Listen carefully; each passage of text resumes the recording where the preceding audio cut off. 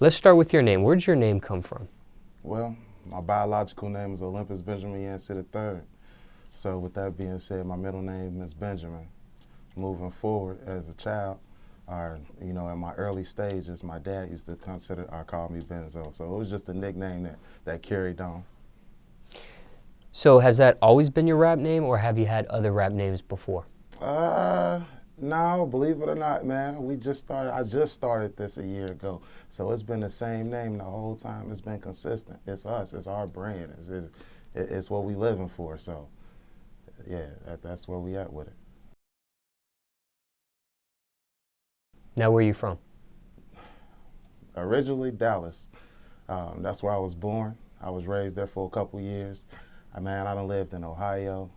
I done lived in Michigan, Indianapolis. I done traveled the whole United States with my father. So realistically, I got a little bit of everywhere. When I don't claim one place. I can't say, oh man, I'm from here. Because realistically, it's ties everywhere.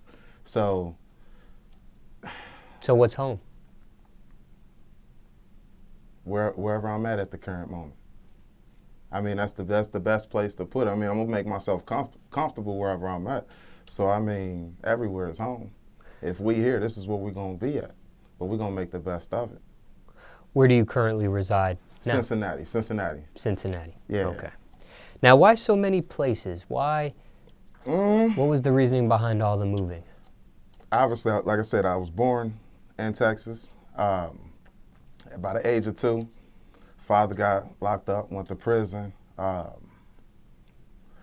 Mom obviously couldn't handle me. She was a little shaky doing, in the streets doing her thing. With that being said, she dropped me off at my grandmother's doorstep. That was in Cincinnati, Ohio.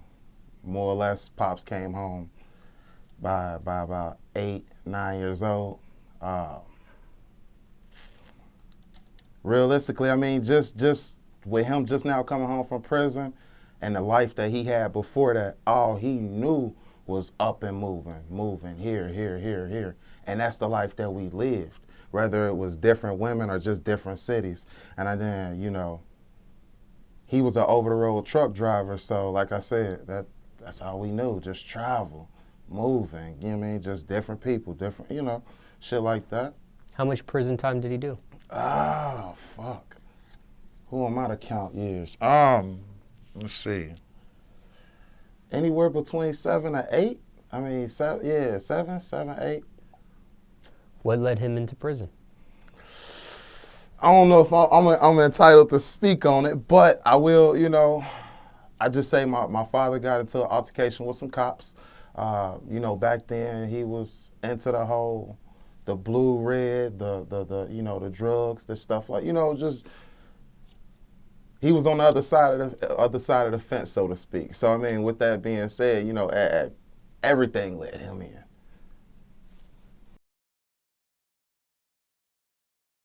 What was it like for you growing up in all these places? Paint the picture for us. Your upbringing, your youth. Paint the picture for us. No, like I said, man. So by the age of 2, dropped off to my grandmother. Times was difficult. She had already raised two grown men, and she was in her early elderly ages. So with that being said, it brought a lot of challenges for her because I didn't have that male figure at home. It was just her. So it was rough. I in and out of fights all the time, trouble at school. I remember it's laughed about now, but I used to get in trouble for pissing on kids at school. Just crazy shit, but that was just based off of the environment that we was in. She was, like I said, she was elderly, she was working, she was, phenomenal woman. However, at the same time, trying to fund, early up child was difficult on her. So, some of the elements that we was around just wasn't the best. But we made do with what it is. Moving forward, like I said, Pops came home between, 8 or 9 years old. So when he came home, it was more of, yo, I'm your dad, this the role I'm gonna play. We didn't necessarily have a bonding moment. It was more of, shit, this your dad, so you got to respect him as that. And for the longest I did, but all he had to offer to me was, yo, listen, we need to get pussy, we need to get money, and we need to keep moving. And that was just always the lingo, so that's always what it was.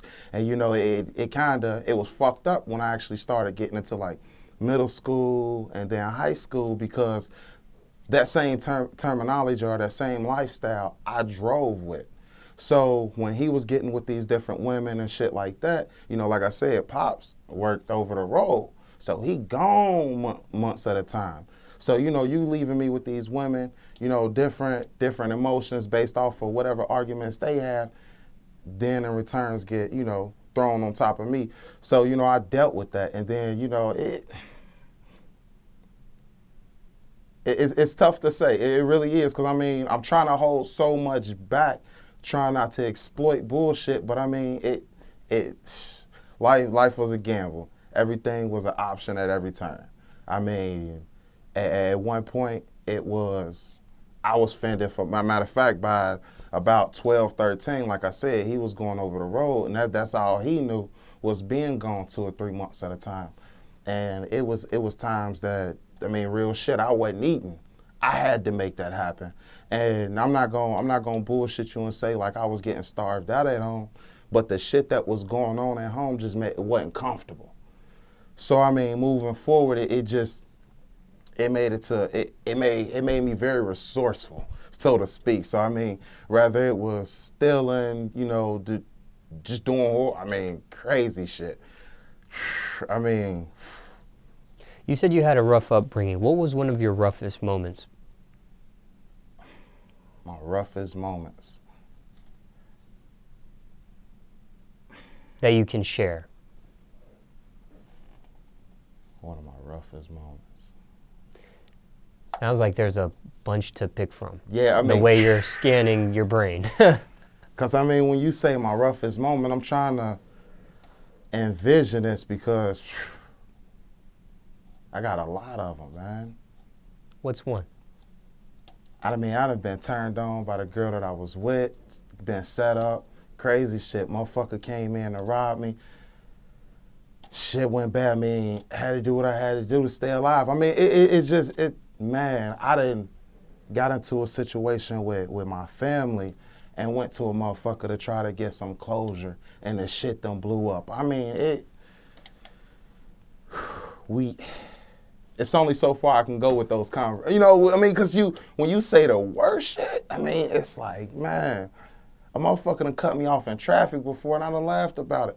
Well, see, some motherfuckers done cut my skin before, and that ain't end well. So, I mean, I see. Now, your grandmother was your main guardian up until, I guess, about 8 or 9, then your dad took over? You got it. Okay. Mother wasn't really in your life though at all? You know what, man? I didn't meet my mom until I was about, I'm gonna say anywhere between 17 and 19. And the reason I say it like that, not saying that I can't remember a couple years back, but the emotion and the draw was brief. Like, it was one of those, I guess I expected a lot more than what was offered. So, I mean, it was kind of one of those, but yeah, 17 and 19, that's when we met my mom. Okay, now what type of student were you in school? I mean, you know what? When it come to actual knowledge, awesome, fucking amazing. The problem is I couldn't stay in school. You know, I'm not gonna be a lot of bullshit you. I wasn't a popular kid. You know, I didn't want to be a popular kid. When I was younger, I wanted more of. I knew what I was missing out on because I was at home missing out on it. So when I got to school, it was like, yo, if you don't get good grades, you're going to get beat when old bruh get home. And that's real shit. That was my pops, you know. And I respect him for it because it only made me a greater person at the end. Even though, don't get me wrong, I'm not saying the angle is right. I'm just saying I see what he formed. And, you know, I took that and I made it awesome. So, I mean, when it come to school, it was... Academically, I was a very, you know, a knowledgeable kid. when it came to interacting with other kids, I couldn't do it so well. Popular kids knew me, I knew them, but we couldn't kick it because we live in two different lifestyles. You talking about the shit that y'all, that y'all want to do, but I'm out here living it, not necessarily living with roaches. Don't get me wrong, we ain't living that bad, but at the same time, just because we live in the suburbs, bro, the power off. We still trying to figure it out. And like I said, I'm trying to figure it out in a situation where it's a mother with 3 kids or it's a mother with 2 kids, and then I'm that extra, I'm that plus one. So I had to manipulate my living and how I moved to, so school, it was there. How many schools did you go to, living in all these different cities you talked about earlier? Trying to count? Yeah, because when I got in... More than 5? Definitely. When more I was than up 10? in Michigan, nah, probably not more than 10. About 7? Yeah. That'd be good. That'd be safe to say, because when I was in Michigan, man, I couldn't stand a school. Got kicked out of every school. So that was that then. Kicked out for fighting? Definitely. You were the aggressor? I'm not going to bullshit you and say it all the time because I'm more of a humble person. I'll let you get your stuff off. Like I said, I lived in a home where I had to deal with shit, so I was more impulsive. But that was the problem, because I would hold shit in. When you actually got me to that point, we can't turn back. Fuck everybody. And that's what it was. You were peeing on kids? That was at my early ages. Kids wouldn't fight me because I was, like I said, some had seen me act before and didn't really want to go that way. But it's like, dude, listen, you ain't gonna sit here in my face and keep bullshitting me like, what's up? Like, what you gonna do? And I was always raised, listen, if you get into a fight and a kid hit you first, we'll leave it alone. However, if you, like you said, if you're the aggressor, like you asked, if you're the aggressor, then it was always an issue. So I would egg it on. Look, you fucked with me. Let's go. Come on. And then, like I said, it was a couple times that fuck it, just disrespecting them. You ain't gonna fight me, fuck you. You keep talking, you don't want to do this, so. Graduated high school? Yes. Tried college? No. Why not?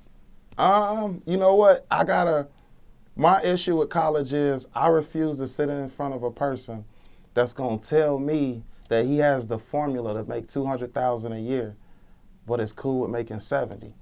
I don't think that's right. And then moving forward, just more of on an educated level, let's look at the world now. Everything's moving into technology and everything is moving into trades. Yes, you can go to college, but let's face facts. Everything that's open and in demand is getting filled up. Right now, you got to have handwork. You got to be able to move with your hands to be able to do something, whether that's hustling or whether it's a trade. So it is what it is. Small business ownership seems to be a pretty hot thing too now. Correct. That's a trade. They putting they foot forward, and that's what's up. What do you say to a kid that's graduating high school and is thinking about the next step? Because there's a few different options, right? Some people say you need college. Some people say you don't need college. Some people say a trade school is cool. Some people drop out of college, end up being successful anyways, like Bill Gates, for example. Right. Some people go to college, get a degree, and end up doing a different career path and not even having a job they got their certificate in, right? Their piece of paper in. What do you say to that person that's coming out of high school? You know what? The best thing, and this is hard to say because everybody says you always got to know what you want to be or what you want to do in 5 years. And the thing is, you know what? You have to set a goal right when you get out of high school. And what I mean by that is, what do you want to do? And you got to take that and really picture how you're going to get there. A lot of people say, oh, well, you got to go to college to be everything. That's false. It's sometimes it's not what you know, it's who you know. But more or less, moving forward, take the time and think. Don't base your opinion off of somebody else. Find out what you want to be and make that happen. Dude, if you have the resources to go to college, go to college. If I fucking had a parent that was at home and they had $250 to send me to fucking college, I would have went to college. But I didn't. So, I had to make the best of it. You know, I hear you. What's up? No, go ahead. No, I'm just saying. You had to make know, the best shit. of it. I'm being honest, man. Looking back, was that the right decision for you? Not going to college? Fuck yeah. I mean, here's my thing. If I would have went to college, let's face facts. I'm 25 now, 24 to be exact. I'm about to turn 25. So I would have still either A, been in school somewhere, or would have just now been getting out, depending on whatever I majored in. I would have probably owed stupid student loans because obviously my parents couldn't afford it. So with that being said, fuck that. I made 92 last year, and fuck that. I'm climbing, and I don't need it. So, Jobs you had growing up, if any? yeah, I had many jobs, man. My first job was McDonald's. That was pretty cool. That was the first and last fucking fast food restaurant I ever worked at. I mean, that was experience. I done worked at car lots. I done worked at a furniture company. I done slung cable. I worked at a military CB repair place. I did a lot of jobs. Quit these jobs or got fired from them? You know what? Believe it or not, I've never been fired. I mean, I do my fucking job. I'm respectful. I take care of my business. You tell me to do it, just know that it's getting done, and that's whole facts. Why so many jobs? I've always wanted to climb. You know, like I said, when I was at McDonald's, I'm probably gonna be lying saying this. I was making like $7, $8. Granted, that was cool for a little bit, but guess what? Brody got a car. I want to keep moving. I want to keep elevating. So I think I went from there to like a $8, $9 $1 an hour job, and then climbed to 10, then climbed to 11. It was just. I get it. If the place couldn't offer me more right then and there, it was I got to keep going. Any crazy stories dealing with any of those jobs? Anything out of the norm? Yeah, shit. I mean, dude, slinging cable. I mean, we done slung cable and been in the middle of a raid before. That's real shit. So you're slinging cable and then they kick in the door? Yeah, like I mean that shit happens. I mean, did you get arrested in the process? No. They definitely pin your ass up and start asking a whole bunch of fucking irrelevant questions. But yeah, I was good. I mean that like I said, that was why slinging cable. Man, I done had one motherfucker try to fuck me over on a check, and I'm not gonna say too much, but I manipulated my situation so I could get my money. But I mean, that was an odd situation because I actually had to forcefully take my fucking check. Other than that, I mean, fucking inside of, spots, but ain't nothing too crazy. Now, both parents are still around, but are they in your life? My dad is within 15, 20 minutes, and my mom is still in Dallas.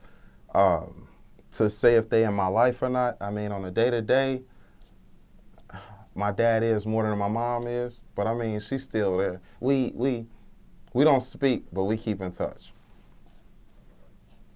Any siblings, or are you the only child? Biological, I got 2 sisters. Step, I know a lot of people. Anybody else in your family raps, or just you? Nah, I'm solo on that mission. What does your family think about your rap career? You know what? Everybody's supportive. I mean, shit, I'm funding this shit. What the fuck can I say? Pops, Pops is actually the one that made, or not made, but that provided this to be an outlet. Before, like I said, I only been doing this for a year, so before it wasn't rapping. It was, we going to get it. And Pops, made a play on some music, and it was like, you know what, I can do this. And one thing led to another, and it's like, I've been doing it ever since. So when it comes to the family, it was more of, because everybody understood where it came from, it was more of, all right, well, let's really listen. And then everything's a story. It takes you somewhere. So everybody's supportive. Everybody there. Have they seen you perform? A few. In regards to your parents, what's the worst thing you put them through? They sound like, from your story, it sounds like they put you through some stuff, but what have you put them through? I was fucking horrible, okay? When I say that, I mean, damn, I broke into my dad's safe when I was young. He had a whole bunch of antique money and shit, stole that. I mean, I ain't proud of it, but I mean, it happened. I used to fuck my dad's girlfriend's daughters. That was kind of fucked up, getting caught doing that. I mean, shit.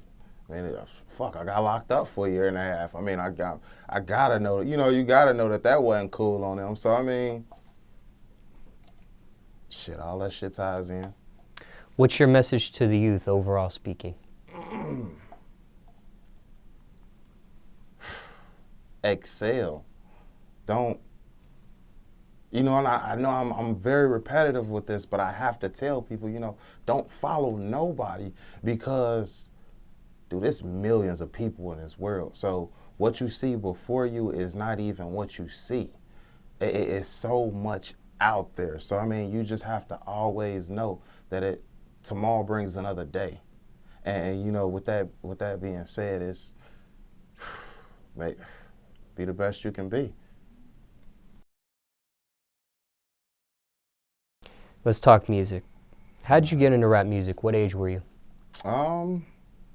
Start listening to rap music? Getting into it. Okay. I think, you know what? I'm gonna say about 4 or 5. About 4, 5, 6 area. Any musical influences? Anybody that inspired you? Well, you know what? When I was that age, it was the Hot Boys. That was the shit back then. And when it went from the Hot Boys, it transferred to Busta Rhymes. I remember he had a Mountain Dew commercial. Billboards everywhere, man. That's all I would drink. Now I fucking hate it. But still, those was childhood memories, man. Have you had a chance to meet any of those guys? No, not at all. How many years would you say you've been perfecting your craft for? Music-wise, like I said, man, I just started this year, so I've been, it's been this year. However, I've been perfecting me since I came out the womb. I mean, shit, every day I'm perfecting something else. I'm tweaking something. I'm learning something new. So, shit, I'm never done with that. Do you remember your first rap or what you were rapping about back then? My first rap was My Feelings. Yep. What was that about? You know what? Exactly what it says, just my feelings. It's just, I feel like when it comes to the youth, even though I tell you about the different stuff that I went through, and maybe it sounds like, well, he was on this side of it or he was on that side of it. More realistic, it's more of just more being educated. You got to educate yourself to what's going on around you. You have to understand that every influence, it's targeted by something. So with that being said, be you. Dreads became a thing, everybody wanted dreads. Red bottoms became a thing, now everybody want red bottoms. People won't be they self. And that's what more of the music is about. It's like, because everybody wanting to chase what they see on TV or what they really don't have in front of them, we losing young men every day behind stupid shit. It's like, dude, man, but that, yeah, I mean, just educating yourself through life. When it comes to the music industry, what bothers you the most about it, if anything? What's your biggest pet peeve with it at this point? The direction that they're trying to pull everybody into. It was one point in time where the men was masculine. And I don't mean it in a feminine way, but I mean that, like I said, the men were fucking men. Now, these motherfuckers doing whatever. I mean, it's all about another view. Man, fuck a view. I am not putting on a dress. Fuck a view. Diamonds are not hanging off my ass. Fuck a view. You know, you don't have to do the ignorant shit. And I feel like that's what this music is drawing people into doing.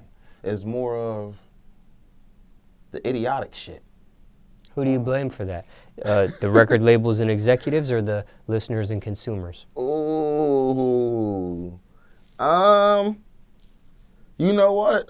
I'm going to have to step off on that one. Because most in all, I feel like the record labels are the ones manipulating these artists. However, at the end of the fucking day, I'm a man. You come to me and you ask me to do some shit that's just not comfortable with me being a man, and I'm going to tell you fucking no. Okay?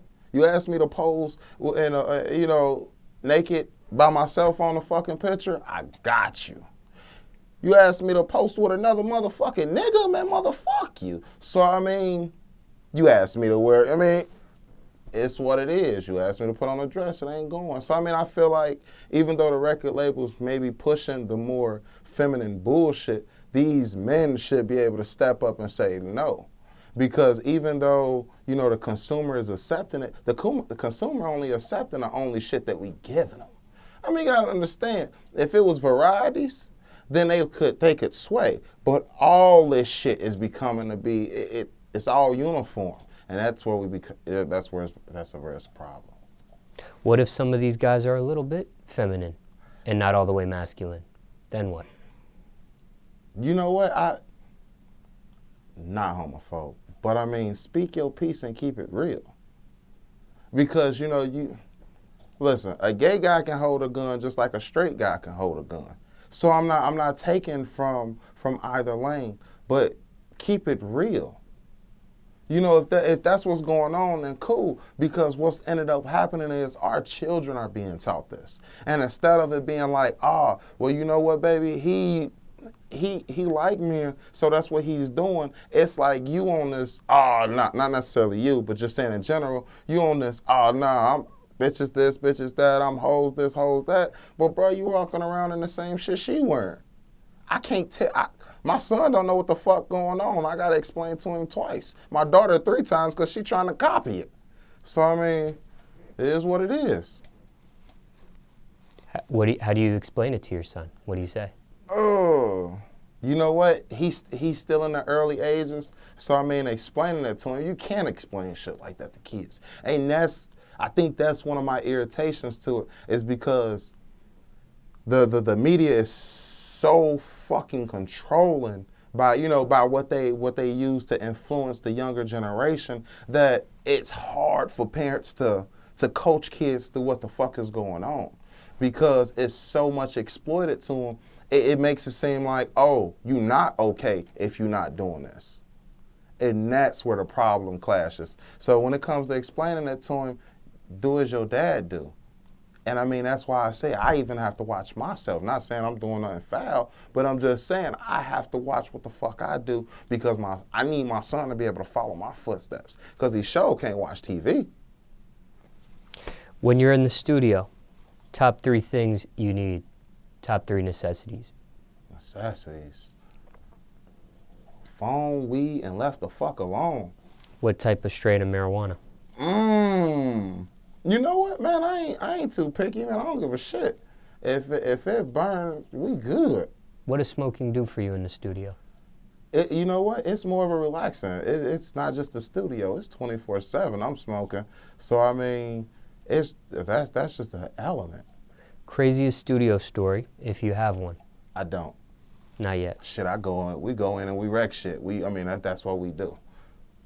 I'm sure you come across a variety of beats. Has there been any beat that you received that you passed on that became a bigger song for somebody else? No. Not yet? No, not yet. What's the realest song you ever wrote so far in your whole catalog of music? Talking about whole facts? Real. What's the realest? All of it. I mean, all of it. Don't get me wrong. I have to, and this is something that not only my woman, but the people around me have to allow me to understand. But I have to censor a lot of shit because you can only put so much in. So I mean, when it comes to the realest, I mean it's all got truth to it. I mean, I gotta spin and twist some shit, but what song means the most to you then, out of all the real stuff that you wrote? You know what? I ain't even gonna lie, man. I just did a remix to the Ooh, and I gotta say that mean a lot, and that's just, I guess that's just because that's what I literally just recorded. So what was it about? You know what? It was actually me and my girl arguing. You know, it was said that I wasn't making her happy, but that was based off of I don't have the emotional ties, the heartlessness. You know, as a kid, we didn't have holidays. So when it comes to my kids, I neglect that type of stuff. I'm like, no, fuck that. We don't need that. Because when I was a kid, and that's why I say, you know, earlier that most of my irritation inside the home is I had to make me happen because I was living in a home where my family was Jehovah's Witness. And what I'm saying is my grandmother was Jehovah's Witness. Pops, you know, just fresh out of prison, he always gone. But the families that I would be living with wouldn't be. And, you know, obviously we can't change they decisions, they mind state. So what would end up happening is when holidays came around, the families would provide and support for them, but then I would be left stuck. So, you know, as I grew up, I just, fuck holidays. I don't care about them. It's more about the presents and the gifts more than it is about the family. So I just neglected those, and I do it now. With that being said, like I said, it's more of an argument. It's me explaining who I am, where I came from, and me doing it more in a like, you know this. So, you know, why you even fucking with me about it? Because, you know, it is what it is. And then at the end, you know, I actually do what I do. So it is what it is. Risk versus reward. What's the biggest risk you took for your music career so far? Exploitation. What do you mean?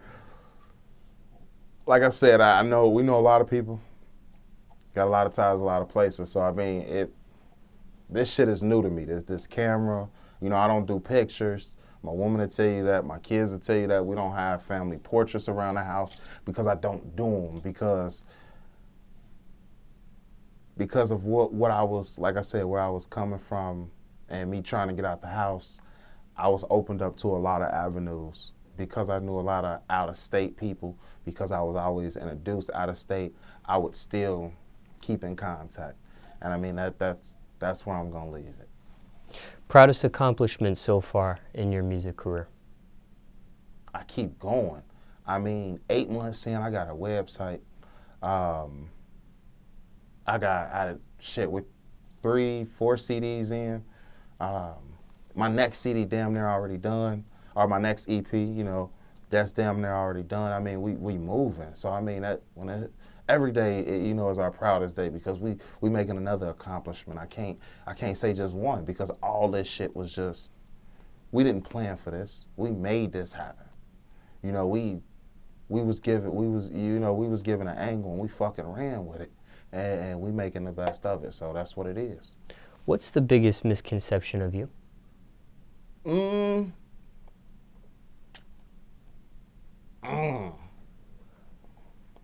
What's one thing people think about you, but it isn't true?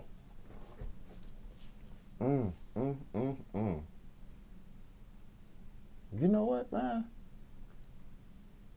Maybe you don't have any.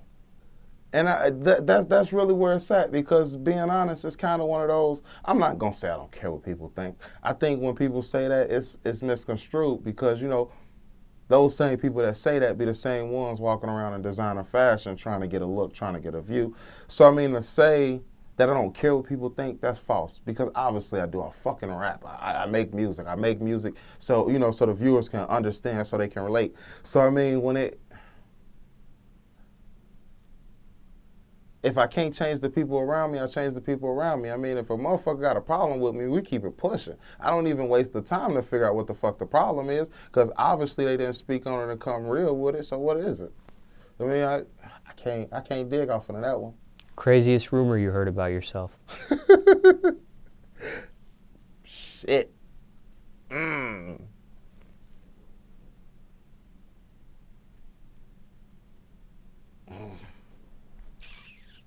I can't go off into that either. What are your keys to success? Patience, humble, and determination. That's. I mean, you got to be patient because, I mean, Rome wasn't built in a day. You got to be humble because, I mean, sometimes, you know, talking too much can make you miss some, you know, some valuable things in life. Don't get me wrong, you got to be heard too. Definitely got to be seen. But when it comes to humbleness, I'm more speaking on the ones that's flamboyant. That's where it becomes an issue. And determination, that is fucking key. You know, when you set a goal, every day you got to wake up and that goal has to be where you're going. If fuck going to the corner store if it don't get you closer to that goal. Fuck that pair of shoes if it don't get you closer to that goal. Because, I mean, at the end of the day, you are what you're worth. So figure out what you want to be and get there. That's what it is.